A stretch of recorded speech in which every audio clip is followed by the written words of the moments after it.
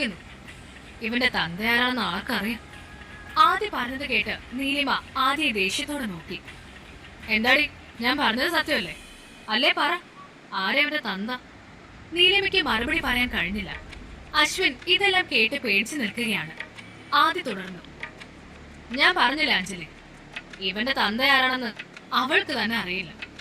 അതാ മിണ്ടാത്തത്. ഇവൾക്കൊക്കെ പേര് വേറെയാ. ആദ്യ പറഞ്ഞു നിർത്തിയതും നീലിമയുടെ കൈകൾ ശക്തിയായി ആദ്യയുടെ കവിളിൽ പതിഞ്ഞതും ഒരുമിച്ചായിരുന്നു. അതവൻ തീരെ പ്രതീക്ഷിച്ചതല്ല. കണ്ണിൽ നിന്ന് പൊന്നീച്ച പറക്കുന്നത് ആദി ശരിക്കും അനുഭവിച്ചു. ഇത് കണ്ട് അഞ്ജലി നീലിമയുടെ മുന്നിലേക്ക് വന്ന് അവളെ തടയാൻ ശ്രമിച്ചു. ചേച്ചി എന്തേ കാണിച്ചത്? വിളിച്ചോണ്ട് പോടിയവനെ, മേലെ എന്റെ മുന്നിൽ കണ്ടുപോരും. നീലിമ അഞ്ജലി തള്ളി മാറ്റിക്കൊണ്ട് ആദിയുടെ മുന്നിലേക്ക് വന്നു.